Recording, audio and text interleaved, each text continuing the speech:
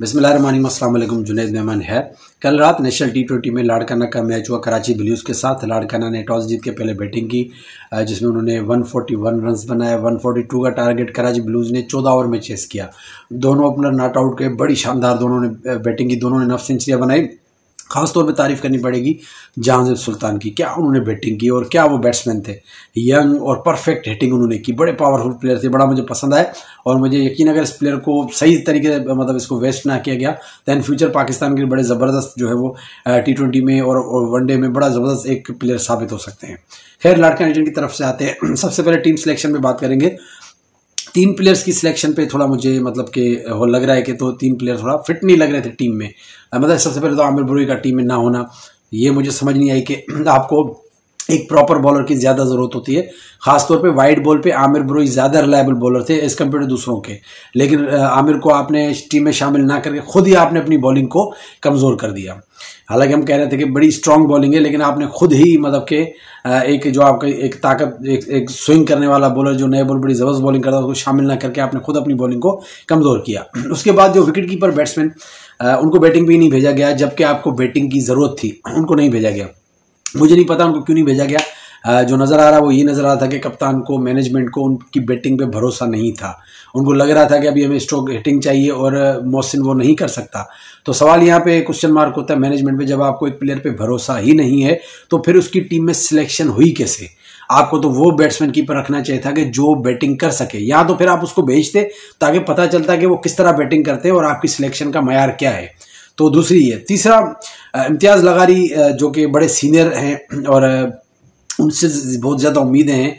अगर बॉलिंग की बात की जाए तो बॉलिंग में भी वो चार्म नज़र नहीं आया। मतलब कि एक कहा जाए कि हम जिसको कहेंगे एक प्रॉपर ऑलराउंडर और एक जो आके रीजनल लेवल पे बड़ी ख़तरनाक बॉलिंग करेंगे, तो बॉलिंग भी एवरेज नज़र आए। बैटिंग की बात की जाए तो उनका माइंड सेट क्लियर नज़र आ रहा था कि वो फास्ट बॉलर का वेट कर रहे हैं कि वो जाएँ। वो सिंगल डबल कर रहे थे, स्पिनर का वेट कर रहे थे। स्पिनर आया, ना सोचा, ना चेक किया, ना देखा, पहली बॉल पे बल्ला घुमाया और आउट हो गए। कम से कम अगर आप इतना करते कि वेट करते क्या लेफ्ट आर्म स्पिनर कब मुझे बॉल मुंह में करता है या कब वो लूज बॉल करता है मैं उसको मारूं, लेकिन वो नहीं किया। तो ये 3 जो सिलेक्शन है, इस पर थोड़ा मुझे मतलब कि डाउट है कि एक आमिर को शामिल करना था और इम्तियाज़ लगारी और जो मोहसिन रजा, इनकी जगह बनती है या नहीं, ये बड़ा एक क्वेश्चन मार्क है।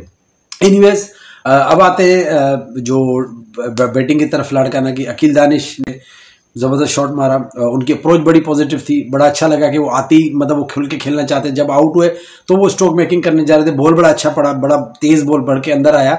तो एनीवेज उनकी अप्रोच बड़ी अच्छी थी और आगे मैचों में देखिए वो किस तरह बैटिंग करते, लेकिन जितना लग रहा था वो अच्छे दिख रहे थे। बिलाल इरशाद बड़ा ज़बरदस्त खेल रहे थे, एक सीनियर प्लेयर, और बड़ी अच्छे स्ट्रोक्स खेल रहे थे। हालांकि वो मशहूर है कि वो 3 डे के प्लेयर है, लेकिन वो बड़े तेज़ खेल रहे थे, बड़ा अच्छा खेल रहे थे। लेकिन अंपायर ने जो उनका आउट दिया वो बड़ा डाउटफुल था। बॉल जो लेग स्टंप पे पिच हुआ और उन्होंने देरी नहीं की, बस उठा के उंगली खड़ी कर दी। मुझे समझ नहीं आता कि ये वो अंपायरिंग जो हम सुनते थे पहले कि भाई जो इनको पसंद नहीं है उसको आउट देते, लेकिन ये तो टीवी में मैच चल रहा था। ये इनकी खुद की भी स्टैंडर्ड होता है अंपायरिंग का, इनकी क्या रेपुटेशन आगे जाएगी। तो खैर, बिलाल के साथ बड़ी नाइंसाफ़ी।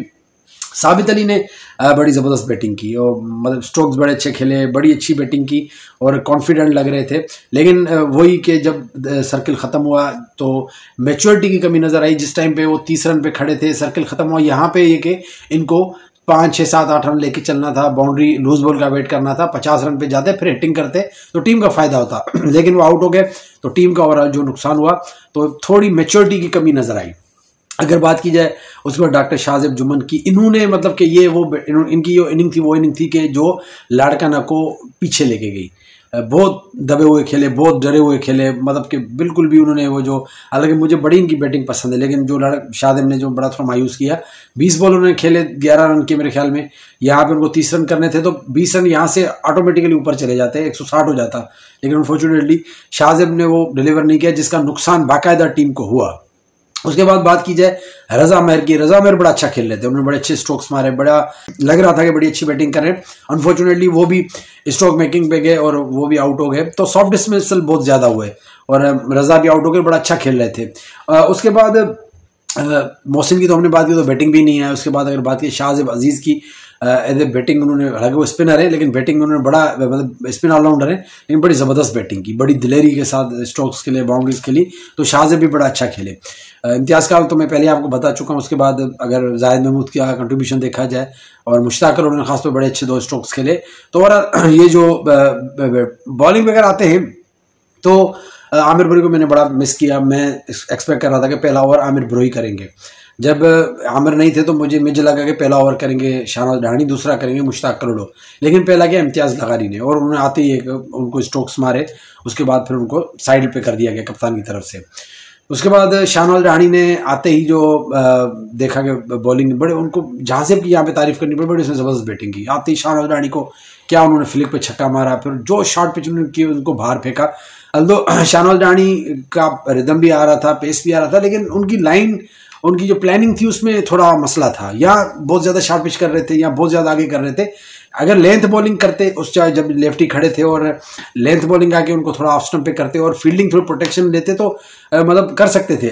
लेकिन ये कि तो बैटिंग बड़ी उन्होंने ज़बरदस्त की और रानी अच्छे रिदम में नजर आया। मुश्ताक अली की जगह तब बात की जाए तो अभी टॉपिक के टेक करे पूरे पाकिस्तान में, लेकिन कि कल थोड़ा वाइड बॉल क्रिकेट के लिहाज से थोड़ा हमें नजर आ रहा था कि स्ट्रगल कर रहे हैं T20 में। हम एक्सपेक्ट ज़्यादा कर रहे थे, लेकिन ये कि T20 अलग फॉर्मेट है, जो 4 डे का अलग फॉर्मेट है। हम यहाँ पे यही डिमांड करेंगे मुश्ताक के लिए कि उनको जो टेस्ट क्रिकेट है या 4 डे क्रिकेट है उनमें उनको कंसिडरेशन में रखा जाए। अभी T20 क्रिकेट में अभी देखते हैं कि आगे क्या परफॉर्मेंस देते हैं। उसके बाद स्पिनर्स की बात की जाए तो जाहिद महमूद ने ही बॉलिंग की और जाहिद महमूद को भी आड़े हाथों लिया और बैट्समैनों ने बड़ा खुल के खेला, बड़ा उनको मारा। लेकिन ये भी है कि जब सिचुएशन ऐसी होती है, बैट्समैन रिलैक्स होते हैं, बड़ा अच्छा खेल रहे होते हैं और फिर कोई प्रेशर नहीं होता। ड्यू फैक्टर था और दोनों लेफ्टी बैट्समैन थे, लेग स्पिनर के उनको आ रहा था स्लॉट में तो बैटिंग कर रहे थे। तो एनीवेज ये अभी ये बॉलिंग का इसलिए काउंट नहीं हुआ, टारगेट वो था ही नहीं, मतलब कि चैलेंजेबल। यहाँ पे इस विकेट पे अगर मैच जीतना था, मैच बचाना था तो आपको 180 प्लस कम से कम स्कोर करना था, तभी आपका मैच कुछ अच्छा होता। एनीवेज और लाड़काना की 1-2 जो मैंने बातें बताई सिलेक्शन पे थोड़ा मुझे डाउट है। आमिर को टीम में होना चाहिए था। इम्तियाज़ लगारी को अब खुद को प्रूव करना होगा। बड़े टाइम से एज ए सीनियर बगैर कंपटीशन के खेल रहे हैं, मतलब क्या इनका कोई कंपटीशन ही नहीं है पूरे लड़का। जिनमें मैंने मालूम किया भाई कौन सा फास्ट बॉलिंग ऑलराउंडर जो टक्कर दे, पर कोई है ही नहीं। थोड़ी बहुत बात उसकी रजा मेहर की जाए, रजा मेहर को भी प्योरली बैट्समैन समझा जाता है, बॉलिंग उनको मतलब कभी की या नहीं की, लेकिन प्योरली फास्ट बॉलिंग ऑलराउंडर में इम्तियाज़ अकेले हैं। तो जब आप अकेले हैं तो आप उस वहाँ पे डिलीवर करें, वहाँ पे आपसे बहुत ज़्यादा उम्मीदें हैं। लेकिन आके ऐसी हिटिंग करना कि पता चले कि जैसे एक बॉलर आके हिटिंग करता है, या बॉलिंग में देखा जाए तो भी एक नॉर्मल पेस, मतलब वो चीज़ नज़र नहीं आई।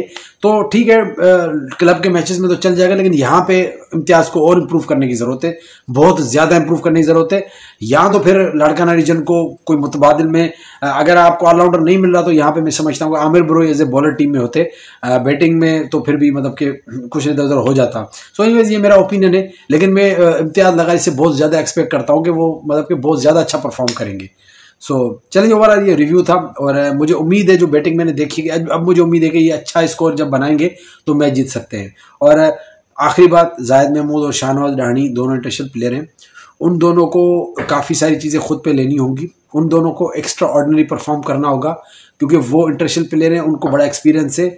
इन यंग प्लेयर्स को लेके चलने के लिए उन दोनों को एक्स्ट्रा ऑर्डिनरी परफॉर्म करना होगा। मतलब नज़र नहीं आ रहा था कि दोनों एक्स्ट्रा ऑर्डिनरी हैं, मतलब जैसे लड़काने के दूसरे प्लेयर थे ये भी वैसे ही नज़र आ रहे थे, बल्कि इनको दोनों को तो दोनों टीम्स में अलग नज़र आना चाहिए था। मतलब ये 2 इंटरनेशनल प्लेयर हैं, बाकी सारे लोकल प्लेयर हैं, ऐसे होना चाहिए था, लेकिन ऐसा नहीं हुआ। मैं उम्मीद करता हूँ कि अगले मैचों में जो एक बेहतर प्लानिंग के साथ, बेहतर टीम सिलेक्शन के साथ और पॉजिटिव माइंड के साथ आएंगे। चलिए जी, अपना बहुत ख्याल रखिएगा, रिव्यूज दीजिएगा। अल्लाह हाफिज़।